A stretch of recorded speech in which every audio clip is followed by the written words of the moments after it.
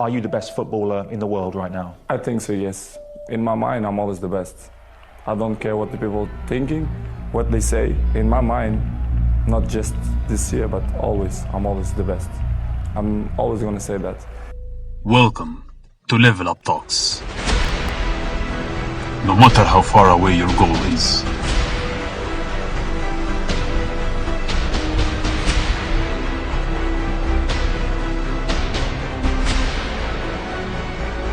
disappointment and frustration are binding you.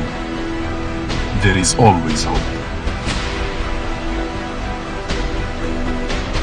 There is always the one who cares, the one you love.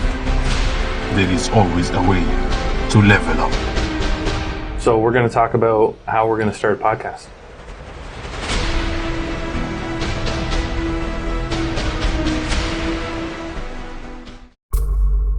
So how are things going? Good. It's almost used Well, to us now. yeah, well, that's what we're talking about here today. How comfortable you feel when you're really close to somebody. No, we're going to try a different approach and a different angle and see what you guys think, because I'm not so sure we know. So last week we sat and chatted with Dave at Fractal. Mm-hmm. That was good. What'd you think? That was great. It was fantastic. Yeah, a lot of good insights came out of that, I think. Yeah, no, I really enjoyed it. I'm actually interested to hear what other people thought about the live aspect of it. Yeah. Because we're not doing that today. No. And we probably should be, but we're not. So. Yeah, that's something we could consider too. I was going to talk to you about that and whether you want to do the live. It's nice to have the engagement. I think so too, and I think there's a different element there. I think it's certainly. As we try to build a following, I think that's also important too. I think people get a little bit more out of the live because it's just that's happening now, That's right. Yeah. Yeah. No, and I really I'm looking forward to doing more lives, and I'm looking forward to having more guests on. I think that's something that I really enjoyed. Yeah, definitely. Who wants to be a guest? Yeah. So certainly us. if you're interested in coming on and chatting. Hopefully we've expressed and shown that we like to just have fun and have conversations that make a difference, right? Yeah. That's really what it's all Exactly. about. And keeping it real. And keeping it real.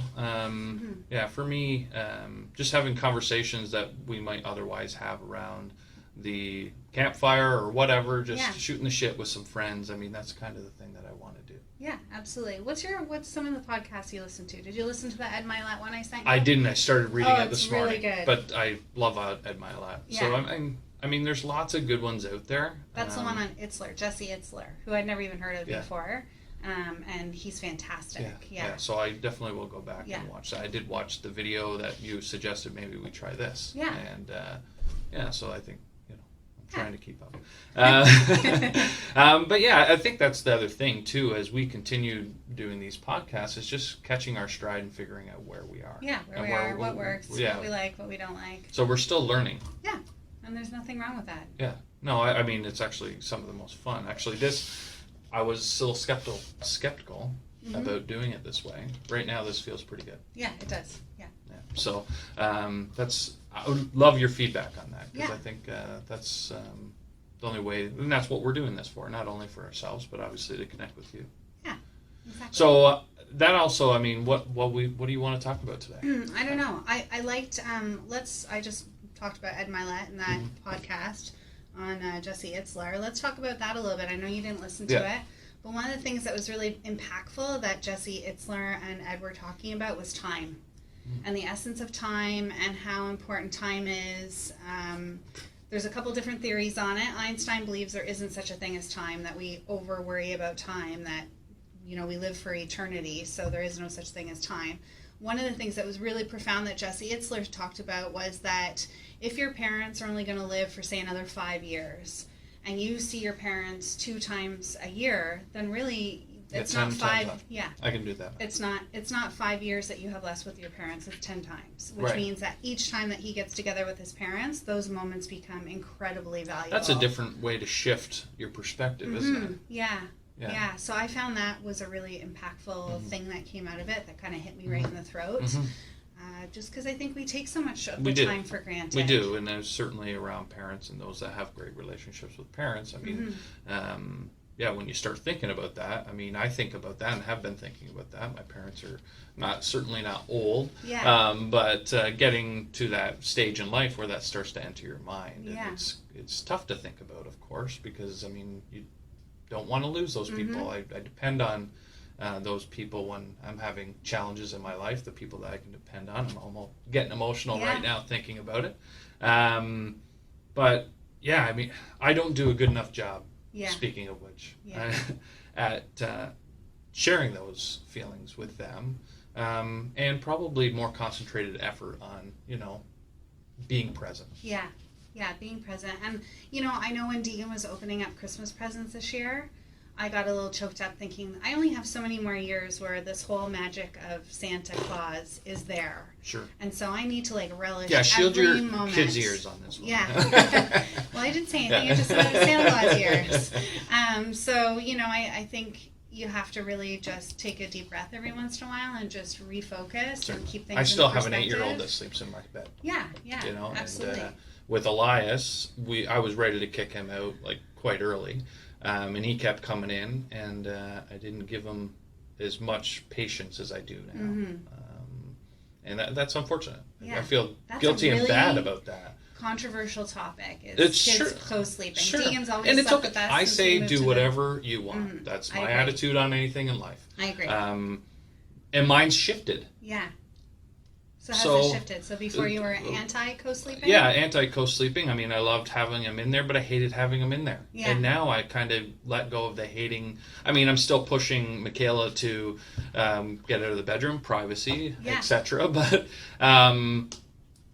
there's nothing better than waking up next to them. Mm-hmm. I mean, I for totally me, that's a personal thing. I try to not judge others, but yeah.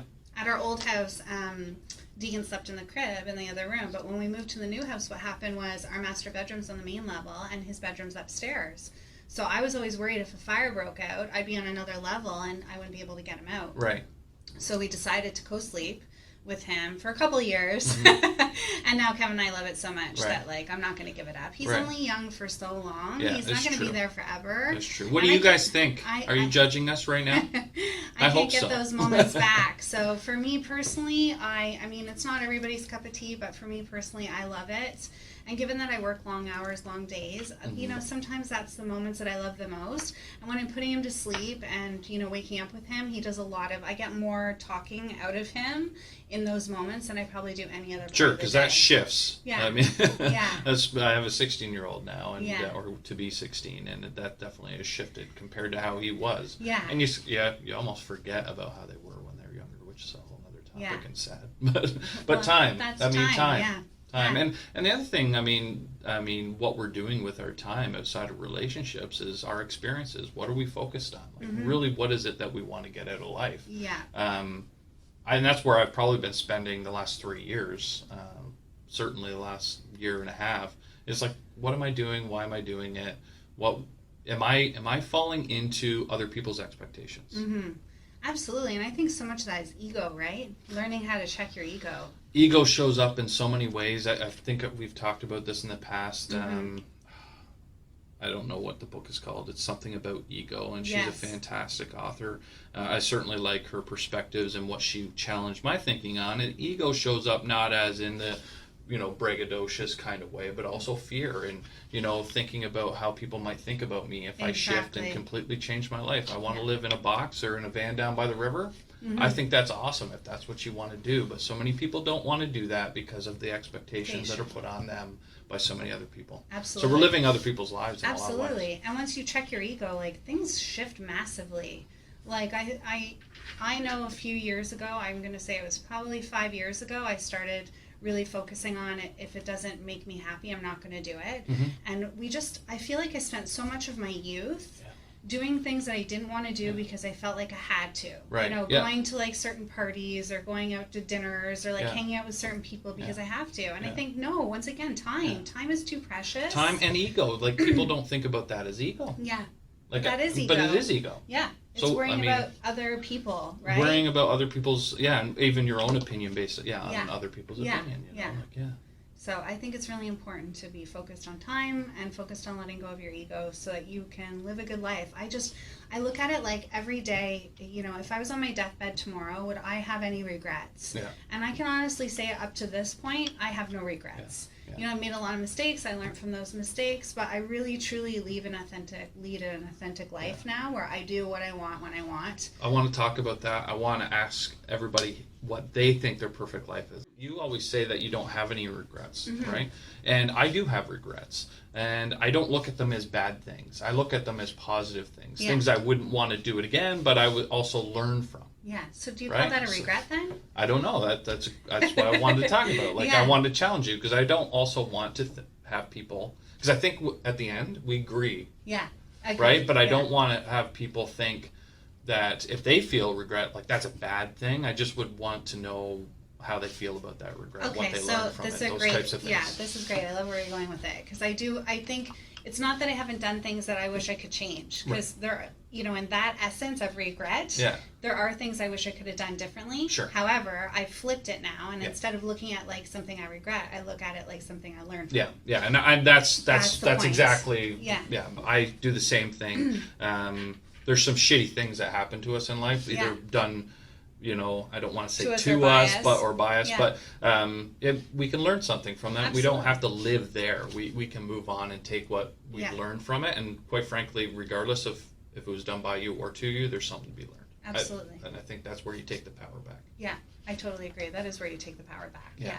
What's perfect life? Perfect life for me. Well, I mean, yeah, sure. Yeah, go. That's a great question. So, It's deep, right? Yeah. I mean, you start digging at some things, So if I had unlimited funds, essentially, there's way more traveling I want to do. Right. There's so many places in the world I want to do, and there's so many people I want to help. Yeah. So I would love to have unlimited funds so I could create a variety of different charities to give back, because when I'm feeling happiest, it has nothing to do with money or anything else. It has to do with when I'm helping others. Sure. When I'm either saying something impactful that's really resonating with them, or I'm helping them out. When we take toys into Bucerias in Mexico and we give the kids toys, to see that joy on their face is like priceless. There is no monetary amount that For you me, put it's on that. experiences. Like, that's how, I mean, and I posted something on Facebook the other day in regards to this, and for me, I focus on the word experiences. I need to do a better job, but that's what's really drives me. And then, of course, it takes monetary things, but that shifts, right? If depending on what you need to think to achieve those experiences. But I think that's where it starts for me, is define what experiences you want to have, and then start figuring out ways to achieve that, because you start to get creative.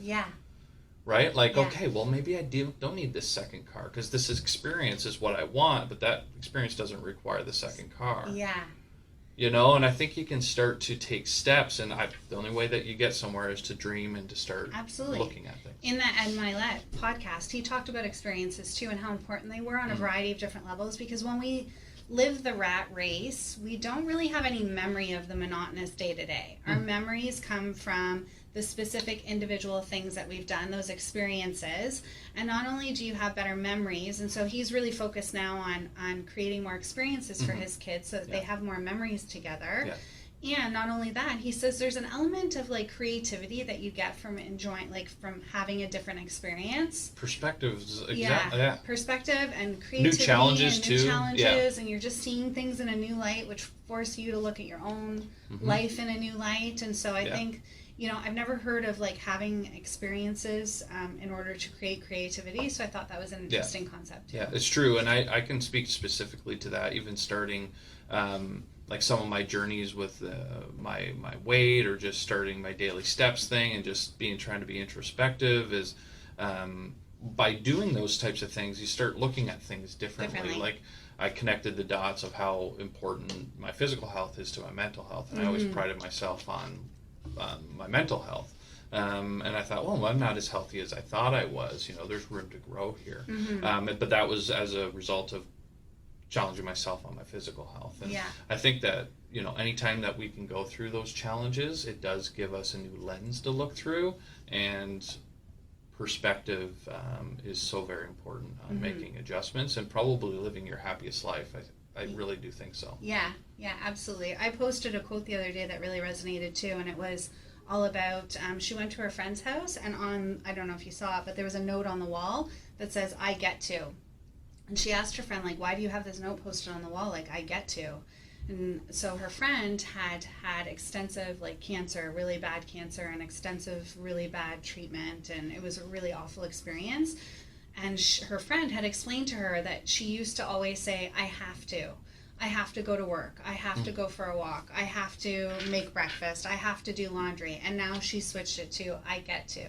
I get to do laundry, I get to go to work, I get to do certain things. So it's just like, it's the whole shifting because so many in people perspective. don't get to do those things. Yeah, they don't get to do those things. Yeah, it's not always easy to do that. Yeah. Like, I mean, sometimes you Well, just that's feel why like shit, having right? a Yeah, note on the wall is like a good reminder every day, I get to. I've pinned up, 5 things on my mirror in my bedroom, in our bathroom upstairs, and they're just things that I wanted to achieve or to Awesome. remind myself of, and they've been up there for a while. So after a while, they start to go stale. You look right by them, you don't even notice them anymore.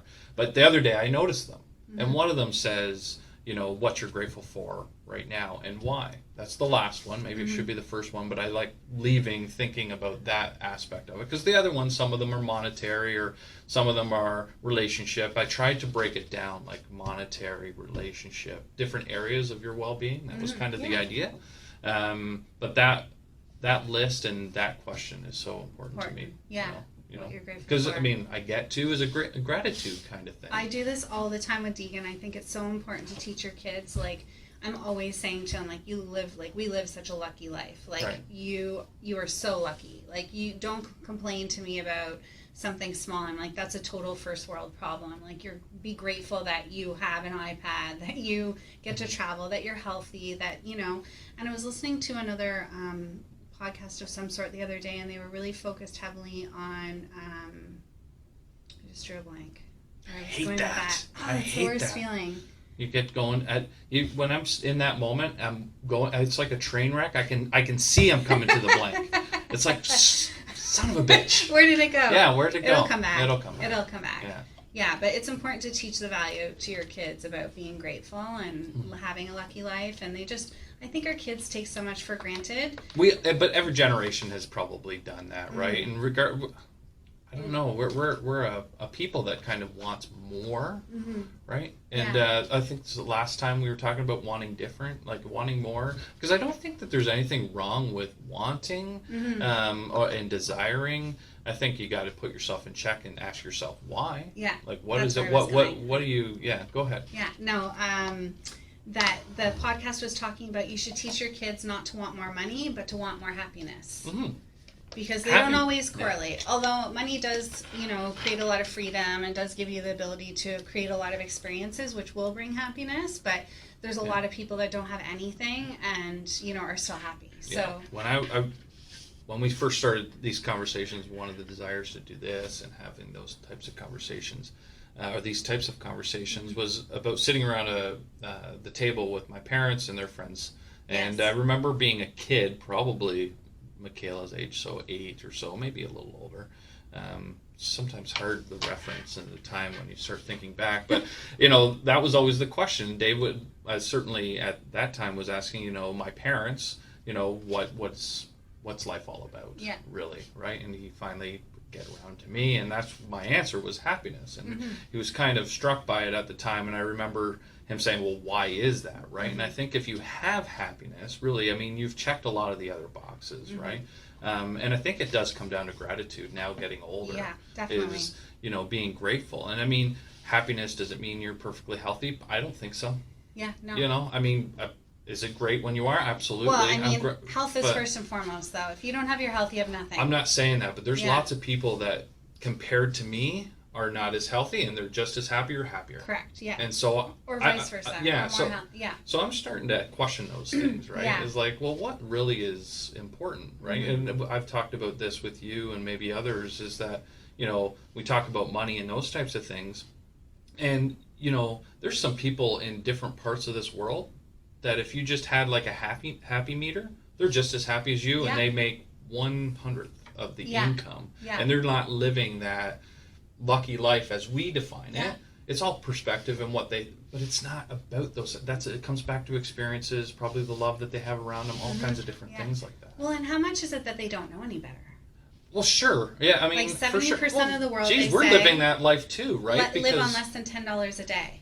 But if they don't know, because they are not caught in this consumer land of social media and TV, if they're not following any of that, then this is what they know. So is that the And definition of like ignorance is bliss? Is that like the positive side of like, because a lot of people, well, you shouldn't be ignorant, you should know, and you should want to have all this knowledge, but sometimes ignorance is bliss. You know, the kid's kicking around an old soccer ball, well, and that's more important to them huge than pet anything peeve else. of mine is the cost of soccer today compared to what it could be, and so many people can't play, not because it's expensive for me and my family, for all the other people that can't play as a result of the expense. And we don't think about $100 as being expensive. We don't think about driving to South Fred as being a pain in the ass, but someone that doesn't have a car and someone that doesn't have the means, that's horrible. So I think about soccer as like, all you need is a ball. That's it. That's all. I used to play hockey. Maybe we should do something about this, Brad. We can talk that's about it all day long. That's maybe we should do something that's a about passionate thing for me. Okay. Yeah. So maybe anybody want to volunteer on that? I don't know where that goes, but Kingston? I mean, I just think about there's certain sports that have started to price themselves out for different people, and I think it's horrible because I think sport is so very important. Well, because I think in those leagues, I don't know, like, are the coaches are volunteer, I think, to a certain degree, no, right? all the coaches are volunteer. They pay the refs, so that part. But, I mean... But there's lots of public parks, right, that are free that we could go to and host... Anyways, I guess I would challenge anybody that's involved in that type of organization a little bit to have... And I know they do. All these people that volunteer on those things are loving, caring people. Yeah. It's just, it is something that I just think about and... Yeah. I don't think, I mean, I'm sure they're pooling some of these funds for the year-end tournaments and stuff, but I think a lot of parents would agree they'd rather have something more affordable that more people could contribute to than to have free hot dogs at the year-end tournament. I'm thinking about Susie and Johnny that just can't play because mom doesn't have a car. Yeah. Or dad doesn't have a car. Exactly. Or whatever the case may be. That's it. Yeah. Full stop. Interesting. It's once again, so back to ignorance is bliss. So I think to a certain degree that's definitely true. Yeah. They don't know any better. Do you think they know any better? Well, I mean, ignorance is bliss.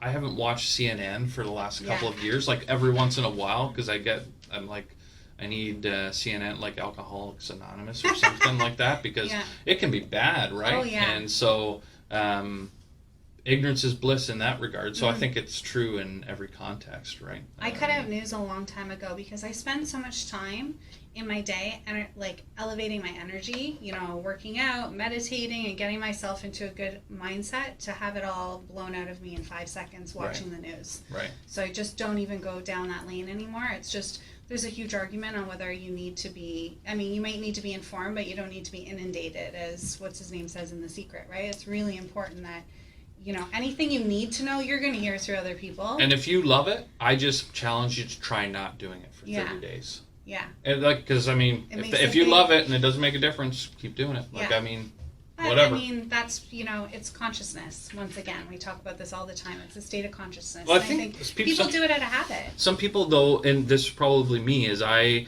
really pride myself on knowing different things. So I'm being a little bit more worldly and understanding and having the context of why things are happening. Fair. So I would imagine that most people absorb the news in that way. Okay, you're right. So it gives them something to talk about, like the weather. Something to talk about, like the so-and-so. Absolutely, but it also gives you perspective. That's the way the news should be. It should provide you perspective. I think, unfortunately, the media today is very commercialized with the intent of just ratings and that's how most people sell anything, quite frankly, is what could happen if you don't do this.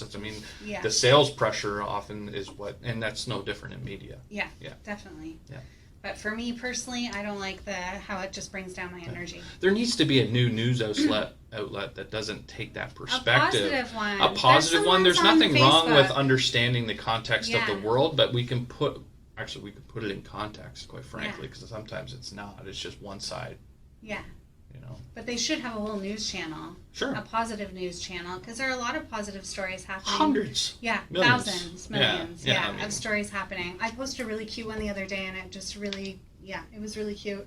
I posted on the McCaffrey Realty page, and it was people in a third world country, and they were taking shopping carts and they were creating wheelchairs out of them. And so they were like basically cutting off the ends and soldering off the bottom, and they were putting a pillow on the bottom and then cushions on the side. They were folding down the sides to have like arm places for the arms, and then you would push people. Like, people couldn't wheel themselves in it, but you could push elderly people around who couldn't normally afford to have a wheelchair, that couldn't normally get around, and they were taking these shopping carts from different shopping centers that were, you know, getting rid of them and recycling them. It was brilliant. It was a young couple that started it, and it's just really good to see. Those are news stories that should be showcased, that should be on a positive news story, that people should be getting acknowledged and appreciated. And that comes back to too in our own personal lives. Maybe we need to give ourselves more credit. We need to, you know, focus on the positive, all those types of things. It's very easy for us to be just like the news media and focus on all the negative things, right? But there's so much good in the world. So much good, and there's good people to surround yourself with. So, you know, we all need to challenge ourselves to, you know, find those people that are, you know, the right people, our tribe, as it's been said, and, you know, focus on that. Well, I just think you achieve so much more. So much more greatness comes out of the world by elevating and putting yourself around other good people, because it causes you to creatively think, come up with new ideas, take action on things, as opposed to somebody else who's negative, saying you can't do that, you're not good enough, why bother, you're going to fail, don't go down that path because you're going to lead to, you know, disaster, you know. So it's nice to be around people that are positive and elevating. Absolutely. So I don't know, I think that's a good place to leave it. I agree. So I want to, because this feels like so I feel good. like we're It feels engaging good. with our I want to community. hear about that. That's Yeah. number one. What you think, if this shift in perspective is better for you, the audience, and I definitely want to hear how you define your perfect life. And challenge yourself. And challenge yourself. You didn't say what your perfect life was. Well, it's definitely experiences. Seeing, I've said this before. I'm a person of seeing things for the first time. Okay. I really like. My wife and I, we just drove the other night for 2 hours. We needed to get out of the house, and we just drove for 2 hours on roads that I really love that kind of thing. So experiences, going places, traveling, meeting new people, having impacts on people. Like I feel energy right now. Like that's important to me. But obviously with yourselves. So that's kind of how I'm defining it right now. Not living what other people expect of me. Yes. That you know, one of the is an things that important one thing. of my biggest highlights that you just made me think of is watching other people experience something I love. Or something that they love, and it's like their breakthrough moment, or all that kind of thing, like where they're in their lane. Yeah, or the kids when they're so proud of themselves. Deacon got on his dirt bike last night for the first time in like 2 years because he crashed at one point, just a little tiny crash, and it shook him, and he was so proud of himself when he got off last night. So it's just things like that. But like Puerto Vallarta, we love going there. But I love it more now when I can bring somebody new and show them everything that I love about it. Because watching somebody else experience it for the first time is just so rewarding. Yeah. I want to do more of that. Yeah, my big, I guess this coming to the, I want to help people live their authentic life. Like to be them and not have the pressure of what everybody else expects of them. You know, that's really what brings me joy. And like I really do enjoy watching, you know, those breakthrough shows where people kind of just have their moment. Yeah.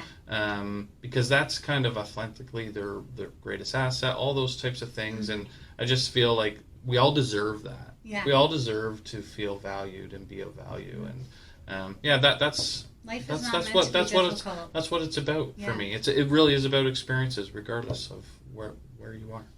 I agree. Anyways, lots of homework for you. I would love to hear what you think. And let us know if you want to be a guest. Yes, absolutely. Although I don't know where we'd squeeze you in. Right here? Yeah, that's fine. I'd be behind you. How's that? All right. Have a good day. See you. Bye. Bye.